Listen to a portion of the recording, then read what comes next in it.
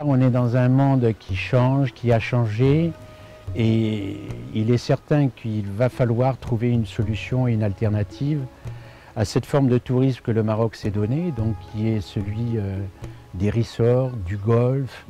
disons la ville de Marrakech, les grandes villes. Et à partir de là,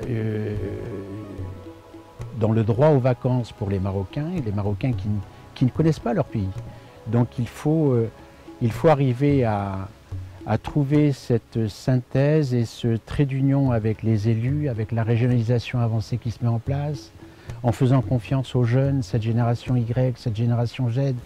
qui manipulent les réseaux sociaux, etc., de faire valoir, disons, qu'on a tout à côté de chez soi, à travers, disons, la nature, le culturel, mais bien entendu, il faut construire tout ça. Donc actuellement, cette alternative dans le cadre de l'anti-Atlas et du Jebel Bani, avec le géoparc et avec une volonté d'une demande d'inscription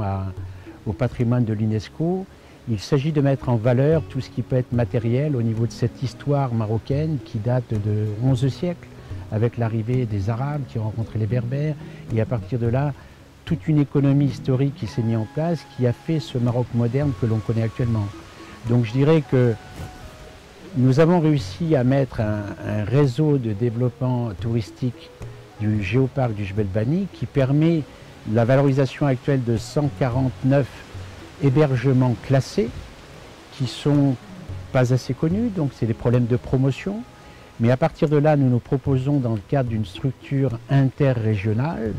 avec les nouveaux élus qui se mettent en place, avec le ministère, avec la SMIT qui a son mot à dire, et qui à partir de là, disons, permettront de définir ces circuits qui au départ des aéroports de Ouarzazate, de Marrakech, d'Agadir, de Guelmim, et plus tard de Tata sans doute, et de Zagora, mais assez rapidement, permet, disons, de comprendre cette notion du tourisme interne avec